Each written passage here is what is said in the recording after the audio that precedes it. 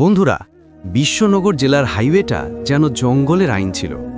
দিনের বেলাতেও এই রাস্তা দিয়ে যাতায়াত করতে সাধারণ মানুষ, বিশেষ করে ট্রাক ড্রাইভাররা ভয় পেত। কারণ ছিল একজনেই, ইন্সপেক্টর বিজয় শর্মা। নাম শুনলেই ড্রাইভারদের হৃদয় কেঁপে উঠত। তিনি ছিলেন এই থানার বড় সাহেব, কিন্তু পুলিশের চেয়ে গুন্ডা বেশি ছিলেন। তার একটাই কাজ ছিল এই রাস্তা দিয়ে যাওয়া প্রতিটি মালবোঝাই গাড়ি থেকে জোর করে টাকা আদায় করা। 500, 1000, 2000 যা পাওয়া যায় তাই নিতে হতো। যদি কেউ দিতে অস্বীকার করত, তাকে গালাগালি আর মার খেতে হতো। হাইওয়েতে একটা চেকপোস্ট ছিল। রাত 11টা বাজছিল। প্রতিদিনের মতো একটা পুরনো ট্রাক এসে থামল। ট্রাকের ড্রাইভার ছিলেন আলী মিয়া। ভয়ে ভয়ে তিনি বললেন, সাহেব ছেড়ে দিন না, আজ বেশি ভাড়া পাইনি, বাড়িতে আমার স্ত্রী অসুস্থ, তার জন্য ওষুধ কিনতে হবে, আমার কাছে মাত্র 250 টাকা আছে সাহেব। ইন্সপেক্টর বিজয় চিৎকার করে বললেন, এসব নাটক অন্য কোথাও গিয়ে করো, আমার সামনে বেশি নাটক করিস না। তুই যে স্কুলে পড়েছিস সেই স্কুলের হেডমাস্টার আমি ছিলাম। তোর এই উপার্জনের নাটক আমি ভালো করেই জানি। সোজা টাকা বের কর, নয়তো পেছন থেকে বাস কিভাবে লাগানো হয় তাও আমি জানি। আমি বিজয় শর্মা। এই এলাকায় আমার চোখের আড়াল দিয়ে একটা মাছিও উঠতে পারে না। বেশি কথা বলিস না, চুপচাপ 2000 টাকা বের কর, নয়তো গাড়িটাকে চাকা সমেত এখানেই পুঁতে দেব। সকালে এসে দেখবি টায়ারও পাবি না। একজন কনস্টেবল বলল, সাহেব ছেড়ে দিন না, লোকটা গরিব মনে হচ্ছে। ইন্সপেক্টর বিজয় চিৎকার করে বললেন, আরে সুরেশ, তুই চুপ কর, বেশি সহানুভূতি দেখাতে এসেছিস? তোর বেতন আমি দিই না ওই গরিব মিয়া? তিনি আলী মিয়ার দিকে তাকালেন। কানে কথা যায় না, টাকা বের কর। বেচারা আলী মিয়া কি করবেন? কাঁপতে কাঁপতে তিনি তার স্ত্রীর ওষুধের টাকা ইন্সপেক্টরের হাতে তুলে দিলেন। তার চোখ দিয়ে শুধু অশ্রু ঝরছিল। এটা শুধু একদিনের ঘটনা ছিল না। প্রতিদিন প্রতি মুহূর্তে কত আলী মিয়ার অশ্রুতে হাইওয়ের মাটি ভিজে যাচ্ছিল।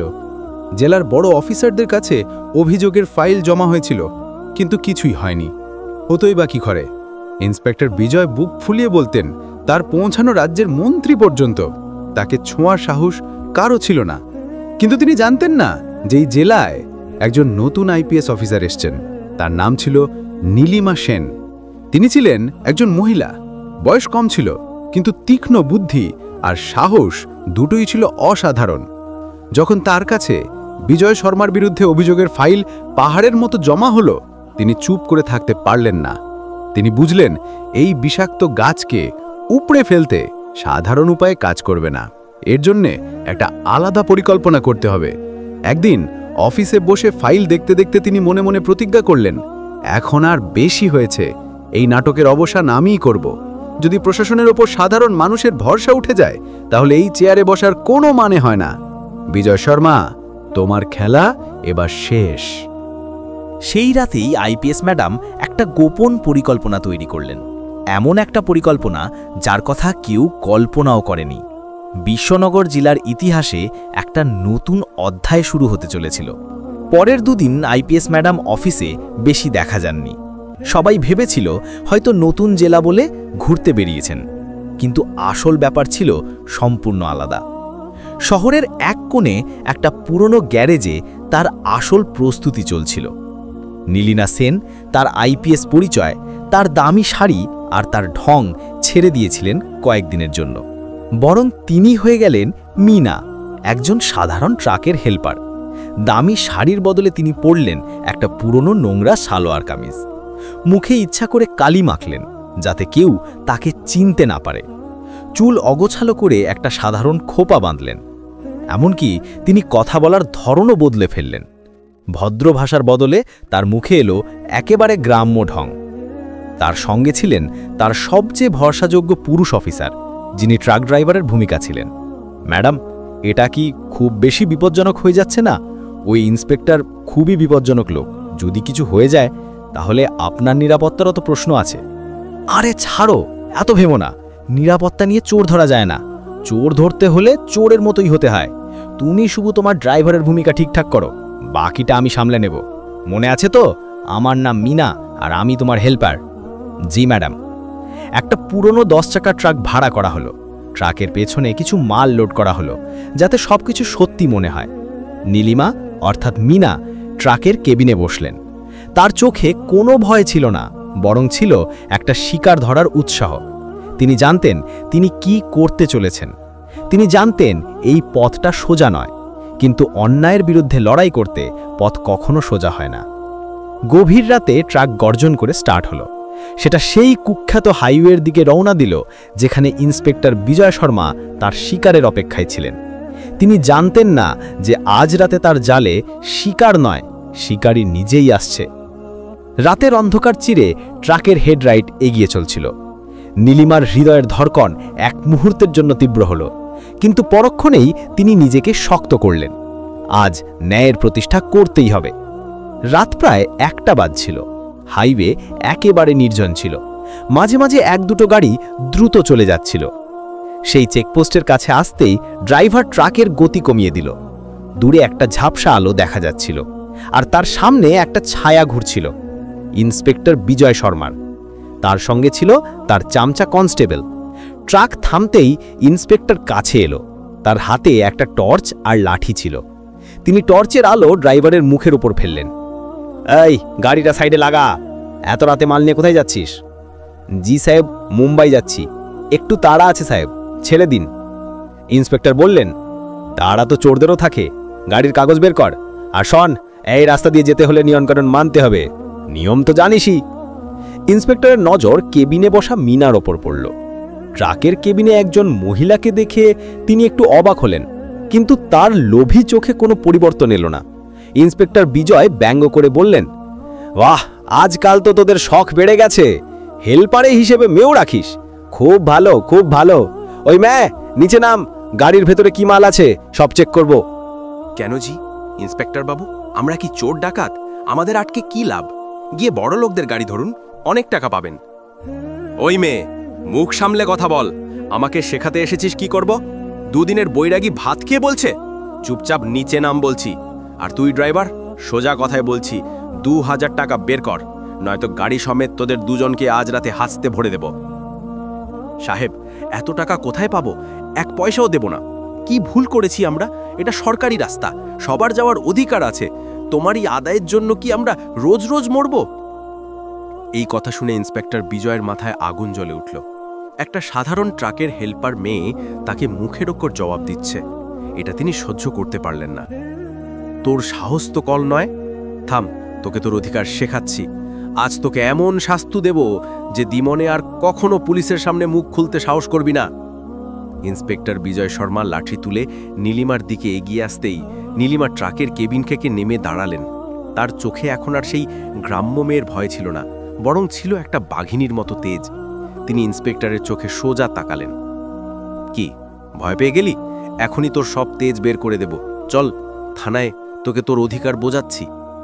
থানায় যাওয়ার দরকার নেই ইন্সপেক্টর বাবু, যে রায় হবে এখানেই হবে। তোমার খেলা শেষ। তোর খেলা শেষ, তুই শেষ করবি। তুই জানিস আমি কে? আমার পৌঁছনো কতদূর পর্যন্ত? মন্ত্রী আমার লোক। তোর মতো হাজার হাজার মেয়ে রোজ আমার পায়ে থাকে। মন্ত্রী পর্যন্ত তোমার পৌঁছনো, তাই না? ভালো, কিন্তু তুমি হয়তো জানো না যে আইন আর সংবিধানের পৌঁছনো তার থেকেও অনেক বেশি। এই বলে নীলিমা তার পকেট থেকে একটা মোবাইল ফোন বের করলেন। ইন্সপেক্টর ভাবলেন হয়তো কাউকে ভয় দেখানোর চেষ্টা করছে, কিন্তু নীলিমা ফোনটা কানে লাগালেন না, বরং স্পিড ডায়ালে একটা নম্বর টিপলেন। ফোন বাজার আগেই ওপাশ থেকে গাড়ির সাইরেনের শব্দ ভেসে এলো। কিছুক্ষণের মধ্যেই 3টে পুলিশের জিপ এসে ট্রাকটাকে ঘিরে ফেলল। জিপ থেকে জেলার ডিআইজি এবং অন্য বড় পুলিশ অফিসাররা নামলেন। তারা নীলিমাকে স্যালুট করতে লাগলেন। ম্যাডাম, আপনি ঠিক আছেন? এই দৃশ্য দেখে ইন্সপেক্টর বিজয় শর্মার মুখের হাসি যেন জমে গেল। তার চোখ খোলা থেকে খোলা রয়ে গেল। তিনি কখনো ডিআইজির দিকে তাকাচ্ছিলেন, কখনো নীলিমার দিকে। তার মাথায় কিছুই ঢুকছিল না। এই সাধারণ দেখতে গ্রাম্য মেয়েকে জেলার ডিআইজি কেন ম্যাডাম বলে স্যালুট করছে? কে কে আপনি? আমি নীলিমা সেন, এই জেলার নতুন আইপিএস অফিসার। আপনার বিরুদ্ধে অভিযোগগুলো তদন্ত করার জন্যই আমি এই নাটক করেছি। আপনি শুধু টাকা আদায় করেন না, আপনি আইনের পোশাক পরে সাধারণ মানুষকে ভয় দেখান, তাদের উপর অত্যাচার করেন। আপনার মতো অফিসার পুলিশ বিভাগের জন্য লজ্জা। নীলিমা সেনের আসল পরিচয় জানতে পেরে বিজয় শর্মার পায়ের তলার মাটি সরে গেল।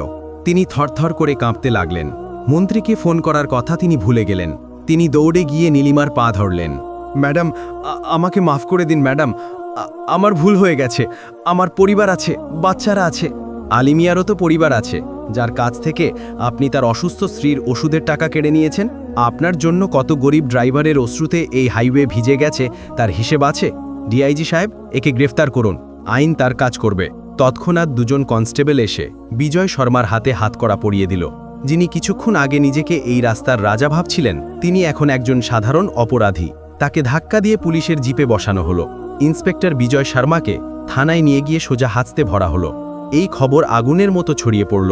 যে মন্ত্রীর ওপর বিজয় এত অহংকার করতেন, তিনিও আইপিএসের এই পদক্ষেপের কথা শুনে চুপ হয়ে গেলেন। কারণ তিনি জানতেন, যখন একজন আইপিএস প্রমাণসহ কাউকে ধরে, তাকে বাঁচানোর চেষ্টা করা নিজের ওপর কাদা ছোঁয়ার মতো। পরের দিন সকালে আইপিএস নীলিমা সেন জেলার সব পুলিশ অফিসারদের একটা মিটিং ডাকলেন। সেখানে তিনি কঠোর স্বরে বার্তা দিলেন, মনে রাখবেন, এই খাকি উর্দি আপনাদের সাধারণ মানুষের সুরক্ষার জন্য দেওয়া হয়েছে, তাদের শোষণ করার জন্য নয়। বিজয় শর্মার মতো একটাও পোকা যদি এই জেলায় পাওয়া যায়, তাকেও খুঁজে বের করে ঠিক এই শাস্তি দেওয়া হবে। দুর্নীতির সঙ্গে কোনো আপোষ করা হবে না। আমি জিরো টলারেন্স চাই।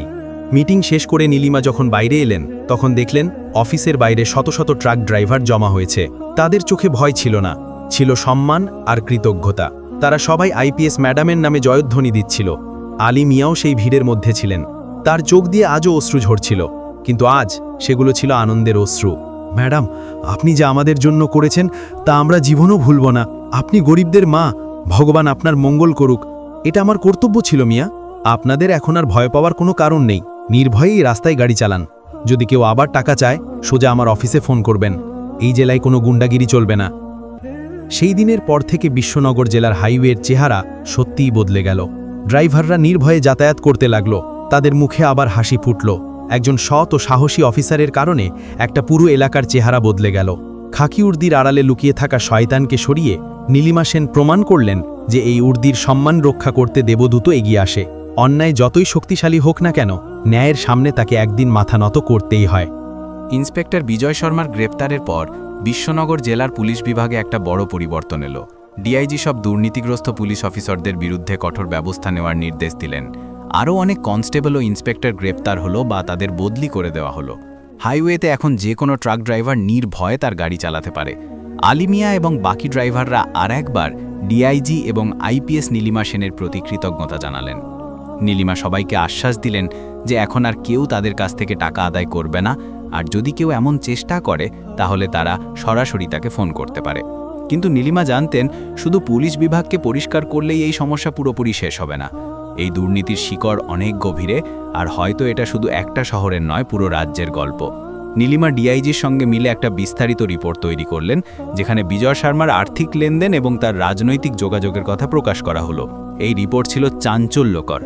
বিজয় শর্মার মন্ত্রীর সঙ্গে শুধু একটা ফোন কলের সম্পর্ক ছিল না, তিনি মন্ত্রীর জন্য কালো টাকা আদায়ের একটা গুরুত্বপূর্ণ অংশ ছিলেন। এই রিপোর্ট সরাসরি মন্ত্রীর চেয়ারের ওপর প্রশ্ন তুলে দিল। নীলিমার রিপোর্ট রাজ্য সরকারের জন্য একটা বড় সংকট হয়ে দাঁড়ালো। মন্ত্রী তৎক্ষণাৎ দিল্লি এবং রাজ্যের উচ্চপদস্থ অফিসারদের ওপর চাপ সৃষ্টি করতে শুরু করলেন, যাতে নীলিমার বদলি করে দেওয়া হয় এবং এই মামলাটা চাপা পড়ে যায়। নীলিমার কাছে হুমকির ফোন আসতে লাগলো, কিন্তু তিনি ভয় পেলেন না। তিনি তার একজন সিনিয়র ও সৎ অফিসারের সঙ্গে কথা বললেন এবং সবকিছু জানালেন। পরের দিন মন্ত্রী একটা প্রেস কনফারেন্স ডেকে বললেন যে আইপিএস নীলিমা সেন ব্যক্তিগত শত্রুতার কারণে তার বিরুদ্ধে মিথ্যে অভিযোগ তুলেছেন। মন্ত্রী এটাও বললেন যে তিনি এই মামলা নিয়ে আদালতে যাবেন। নীলিমাও সেই দিনই তার অফিসে একটা প্রেস কনফারেন্স ডাকলেন। তিনি নির্ভয়ে মিডিয়ার সামনে সমস্ত প্রমাণ পেশ করলেন। বিজয় শর্মার বাড়ি থেকে পাওয়া একটা ডায়েরি, যেখানে মন্ত্রীকে দেওয়া টাকার হিসাব ছিল এবং কিছু রেকর্ড করা কথোপকথন। নীলিমা বললেন, আমি এটা নিজের জন্য করিনি, বরং তাদের জন্য করেছি যারা রোজ রোজ এই দুর্নীতির শিকার হয়। মন্ত্রীজি অভিযোগ করেছেন যে আমি তার বিরুদ্ধে মিথ্যে অভিযোগ তুলেছি, কিন্তু আমি তাকে চ্যালেঞ্জ করছি। আদালতে আমার মুখোমুখি হন, সত্যের জয় হবে। তো বন্ধুরা, এই গল্পটা তোমাদের কেমন লাগলো? যদি ভালো লেগে থাকে তাহলে আমাদের চ্যানেলকে সাবস্ক্রাইব করো আর ভিডিওটাকে একটা লাইক দাও, যাতে আমাদের উৎসাহ আরও বাড়ে। ধন্যবাদ।